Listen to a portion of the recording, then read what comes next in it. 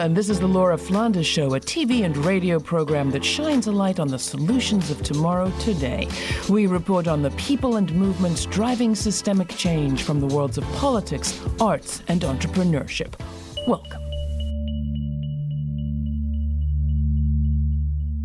In 2022, the U.S. Supreme Court could overturn the landmark decision legalizing a woman's right to have an abortion called Roe v. Wade. In so doing, the court would be imperiling all women's freedoms and creating a new pipeline to prison for the vulnerable, just as the world is learning how counterproductive most incarceration solutions are. Today's guests argue that things could have been very different if the white-dominated so-called choice movement had paid closer attention always to all women's choices, or lack thereof, or if the anti-violence movement had rejected criminalization and incarceration as a solution to the violence in women's lives.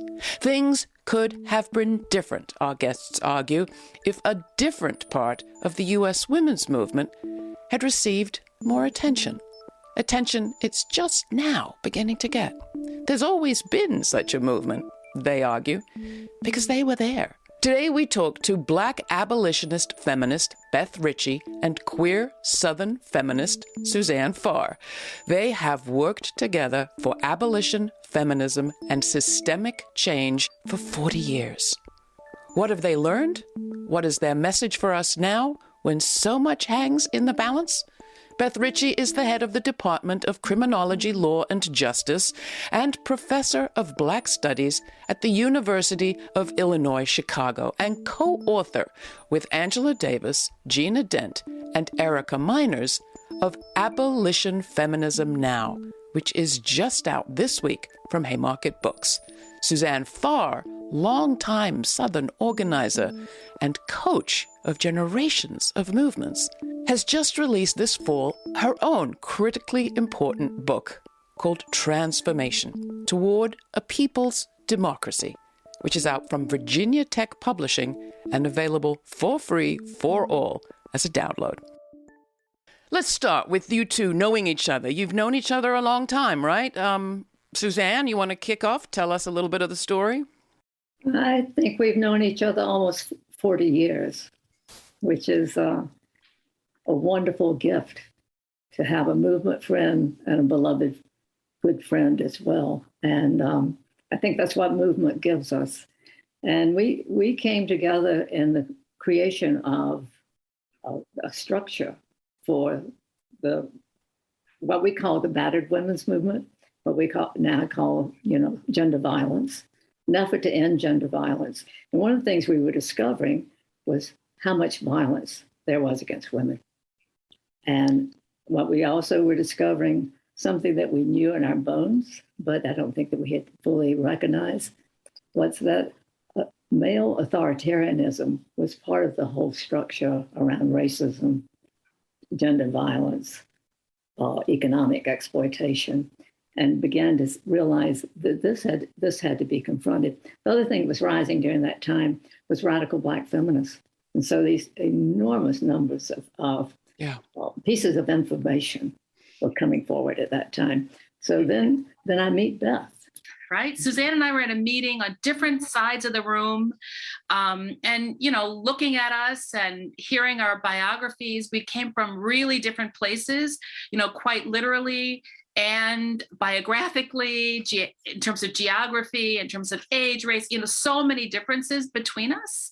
And there, at least I felt, Suzanne, like a kind of immediate connection, not around those things that were so different, but around a shared political commitment to bringing together feminism, a commitment to ending gender-based violence, and appreciation for even a lifting up of Black radical feminism.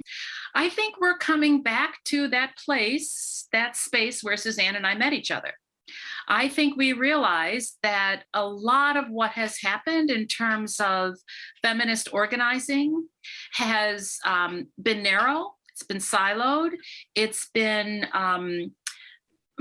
co-opted, if you will, by the pressure to be legitimate, to have lots of people identify as a feminist. I think we've lost our radical edge in some ways, and we've lost our ability to look across a room and see someone who's so different from us politically and biographically and say, we can be in coalition together. In fact, we have to be in coalition together if, in fact, we're going to make change. You, Suzanne, talk about work that is domesticating versus work that is liberating. So do you think our movement to protect, or organizational work to protect Roe versus Wade, reproductive rights per se, has been domesticated in that sense, Suzanne? I think the work has been more about providing abortions than it has creating the freedom of our bodies, of really looking at body integrity, pushing the argument that this body is all that we own. You know, this is where we do we have freedom or not? If you don't own your body, what else do you own? If you cannot have the management of what that body is going to do and have, where does freedom lie? Mm. And so I think that the concentration on the Supreme Court is a concentration just on the delivery of abortions is good, you know, but not enough. Here we have a situation with the Supreme Court justice saying it's no imposition for a woman to carry a baby to term and then just deposit that child at a fire station. And so I would completely agree with Suzanne. I think on the one hand, as feminists, I want to say as abolition feminists, we have to take care of the legislative process that would guarantee our rights. We have to do that. But it is not enough, because if we rely only on the state to set us free, we will not be free.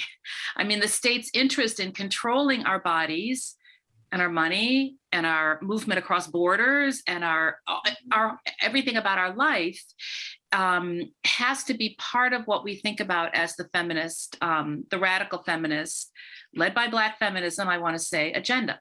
So I think we have to be careful about what we think of as abolitionists as reformist reforms. How do we make the legislation a little bit better so that a few more women have access to abortion?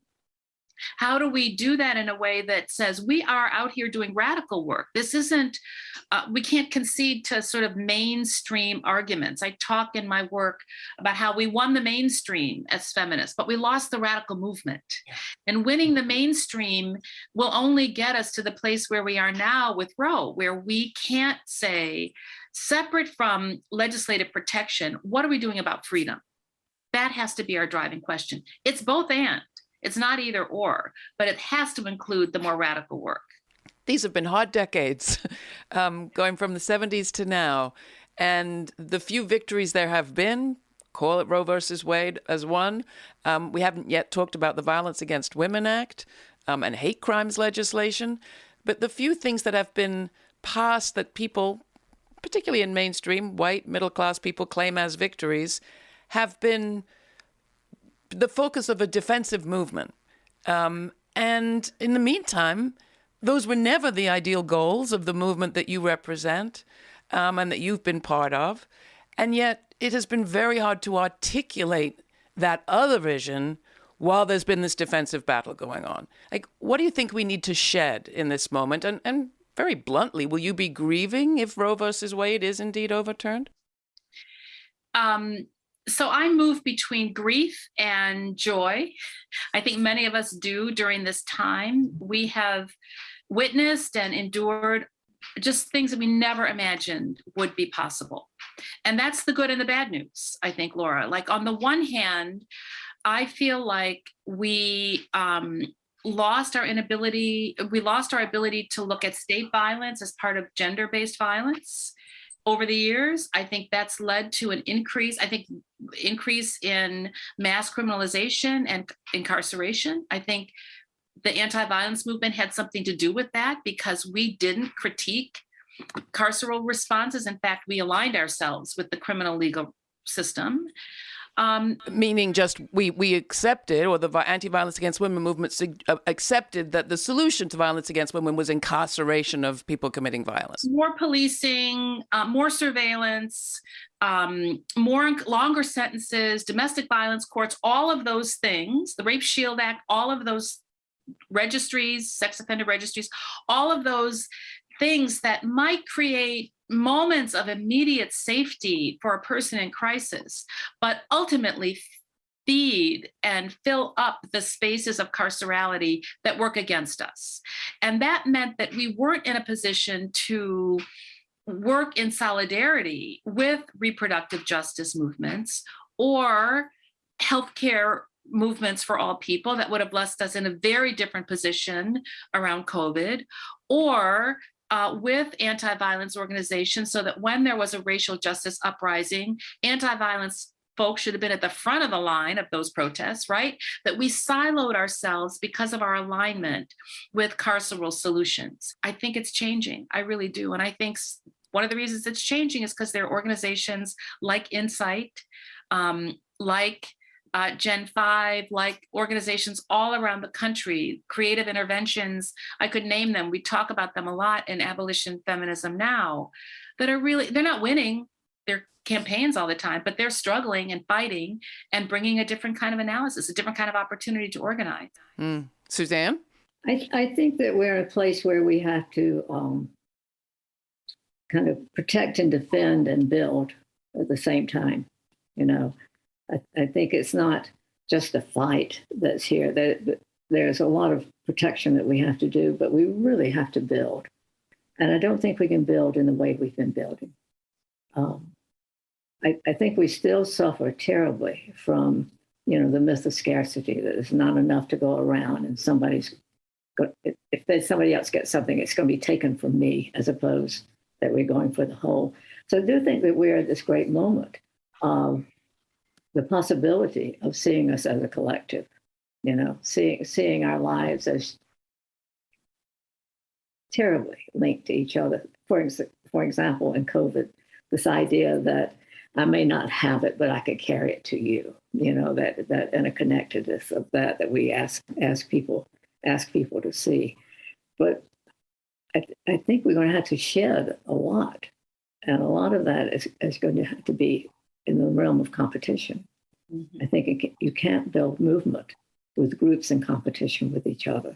And that's one of the other things that the whole nonprofit industry brought us, is competing for money. And then you make your work compete with each other. So you got two levels of competition there that make you not join together to make something larger.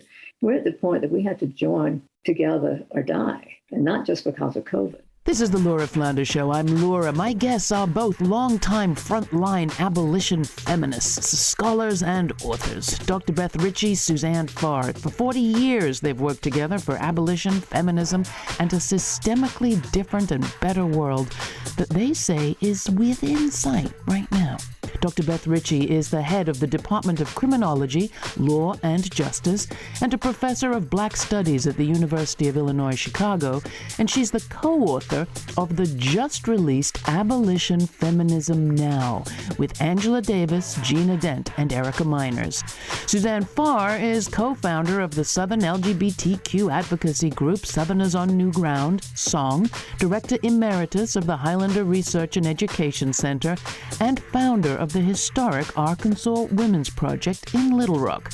Her latest book, which gives a real-time chronicle of much of her on-the-ground organizing, is called Transformation Toward a People's Democracy, and it was released last fall by Virginia Tech Publishing. You can find more of my conversations with Pharr and all of our coverage of the abolition and women's rights movements at our website, lauraflanders.org. While you're there, sign up for our weekly alerts to receive information on all of our streaming events and web exclusives like like my commentaries and our uncut interviews, like Arundhati Roy.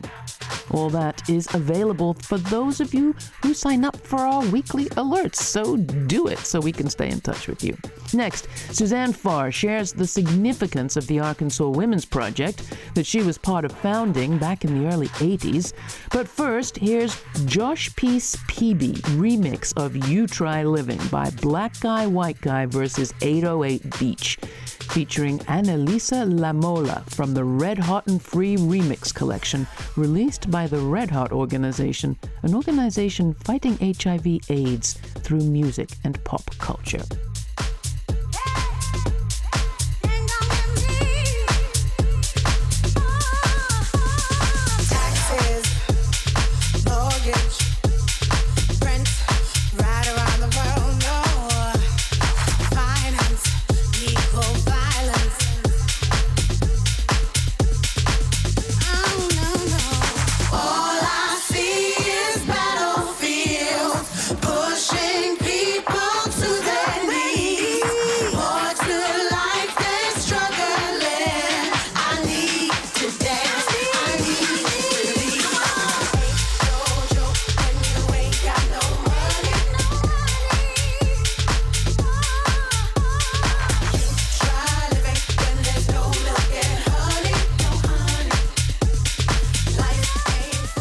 Why was the Arkansas Women's Project historic?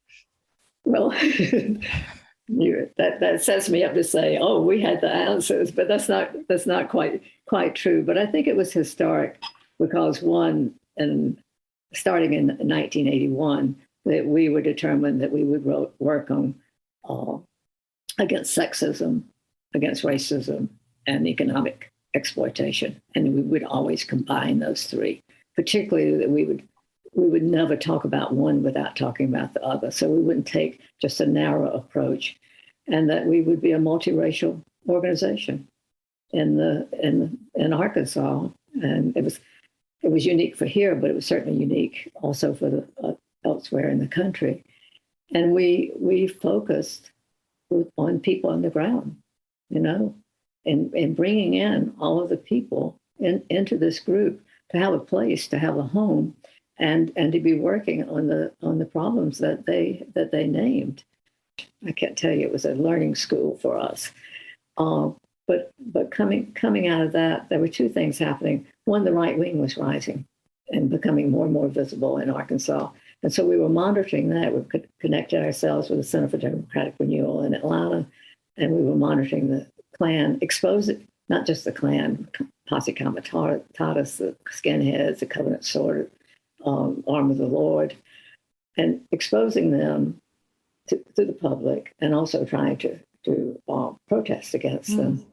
So that was happening on one hand. On the other hand, we were seeing violence against all kinds of people. So we thought, well, it's not just the far right; it's the racial violence. It's the violence against women, violence against queers, violence against religious minorities. So we said, well, we should be monitoring them. Why don't we just deal with the far right? That's not the biggest issue. Everyday lives, those are the biggest issue. And so when we monitored those, suddenly we realized we set up little groups around the country, the whole state. So they sent us newspaper clippings of what the violence was. And we didn't accept any information except clippings because we knew that people wouldn't believe us. That is the only way we knew to make it authentic. And so when we got those, we created a report. And what we found was far more women were experiencing violence. We couldn't even report it. And so we decided we'd report only the murders of women because they were so extreme. Yeah. And we wrote a report where we gave every detail: her name, where she was killed, how she was killed, who killed her, whether the children were there, whether her body was abused, whether she had clothes up, all of those details. Then how it ended up. Did this person go to jail? Did they ever find the person? All of that. And then we gave it back to the public. And so people developed a tremendous consciousness of the kind of violence that women experience. And so I think the answer to your question is it's work on the ground. I think that will lead us through this. I really encourage people to check out the book, and the download is available free, because you have an important distinction that you made there in the area of hate crimes, to talk from the individual to the system, to the society that maintains the regimes of violence that we're really talking about, whereas our media likes to talk about the individual at the end of that long chain. You've laid out so many of the pitfalls that we've fallen into, many of our organizations, and certainly I hear the failures of our media to do that job of connecting anyone to anyone. Talk to those who say, okay, all this is very good, and you're doing important grassroots work that will pay off in generations, but right now my hair is on fire because our rights to an abortion hang in the balance. We have an election coming up. We just need to vote for the least worst, and the planet's on fire. I think for me, these feel like emergencies, but in fact, there's a long history both of how we got to where we are and resistance against those forces. And I think one thing we need to do is understand this is long-term struggle, even though there's a vote coming up, right? And we need to be able, therefore, to think of a long-term strategy and a short-term strategy. We need to try to win, and we need to put all of our best thinking and our best organizing toward winning whatever the campaign is. And we need to think long-term, how does this campaign fit within a broader agenda of creating the world we want to live in? Mm-hmm. That's the abolition piece. What is it that we want beyond fighting for rights or putting out fires, but what broader issues of change do we want to be involved in? And once we sort of give enough energy to both of those spaces, I think we need to recommit to on the ground, grassroots, local support like Suzanne described. I mean, yesterday's consciousness raising is today's mutual aid, in some ways. That's right. And it means that we have to find ways to put ourselves in the space of caring for each other, building communities. And I think, when people hear building communities, they think building in Black and brown communities where building communities everywhere. If one thing we've learned is that isolation can lock you down and sort of tear apart a fabric that you assumed was there, even if you didn't use it. So all people need to be reminded of how important communities are for our life and work to build ones that we want to really live in. You have said, and it is repeatedly said, that the definition or one of the sort of core credos of the abolition feminism movement is the belief that another world really is possible. We like to ask people on this program, what experience do you root that belief in? Suzanne? Well, I could say a number of things, but one is around queerness. To go from being a potential felon to having some freedom, not everything that one would want, but to see that shift can change, that you can move from some place in which you feel forced to be totally invisible in my lifetime to my age now, in my 80s, to see that there's space for people to breathe, who are queer, who are transgender, non-conforming. That to me is a line of possibility. Beth?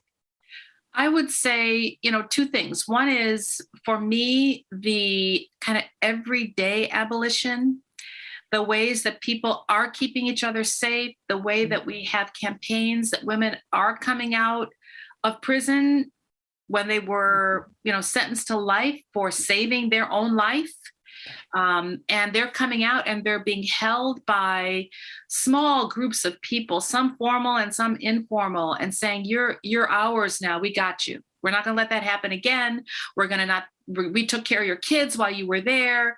Welcome home. And home is a different kind of place than the one you left, where you were so badly hurt, right? So I see small acts like that. I mean, that's not small, that's big, right? But they don't sort of appear like as abolition news, but we are taking care of each other. Yeah. We really are. And I see the campaigns against criminalized survivors as one example of that. All around the country, we're doing that. And I think the other place, Laura, is really where we started. That Suzanne and I, for 40 long years, have not only done work, but we've changed the work that we've done. We've gone back and redone some things that didn't work out so well, that we've brought other people into the community of our friendship, that we've celebrated each other's lives as well as supported each other's work. I think that's it's I don't often think of friendship as resistance, but I do think that there really is something about the possibility that our relationship with each other represents for people. Yeah. And that's why I so appreciate you inviting us both to be on the show, because I think that there is something here about what the possibility is. A lot of people would have said, that's impossible. Those two, no. My parents would not have thought it was possible, for example, that a white Southerner from Little Rock, Arkansas could be, one of my dearest friends. I wouldn't have thought it was possible, but look at where we are. Well, I think we should tell more of these stories more of the time. So we will continue to commit to that. And I want to thank you two so much for being with us. How do some ideas get traction and others remain marginal on the sidelines? Well, media have a huge role to play. Go back 50 years, the height of the 1960s, and ideas like greed is good or voting is dangerous were marginal at best. It was years of repetition by right-wing media outlets collaborating that made those ideas and the people that voiced them central to our politics today. So, too, ideas like abolition feminism may have once seemed marginal, barely a whisper, but today they are gaining traction. And independent media like this program and public television and other non-commercial media outlets are a big part of why. Could things have been very different today? Absolutely. Could they be different still? Well, perhaps if we learn the lessons of collaboration. So in that spirit, I want to tell you that there's a full-length interview with Beth Richie, Gina Dent, Erica Miners, and Angela Davis about their new book right now on Democracy Now! And to remind you that the full uncut version of my conversation with Beth and Suzanne is available as a download, as a podcast from our website. For more information on this week's guests, along with a suggested reading list and links to related episodes to explore in our archives, go to patreon.com/The ALF Show, which is where you'll also find an invitation to join me to watch the premiere of each week's episode on YouTube, 11:30 a.m. Sundays Eastern Time. All the details are at patreon.com/The ALF Show. Also at Patreon right now, for our Patreon partners, early access to the full uncut version of my recent conversation with author and activist Arundhati Roy. Roy had a lot to say that we couldn't fit in the program about surveillance and data mining in the age of COVID, the realities of India's pharmaceutical industry, the importance of trans politics, and more. Well, our Patreon partners, who support this free podcast with a contribution of whatever size every month, help keep all of our programming free on TV, radio, and as a podcast. To thank them, we give them early access to all of our uncuts and more. We have a lot in store for you in 2022, and for all of our listeners and viewers. Thanks to you, our Patreon partners, and everyone who joins me right here. Your support is crucial. Stay kind, stay curious. Till the next time, I'm Laura.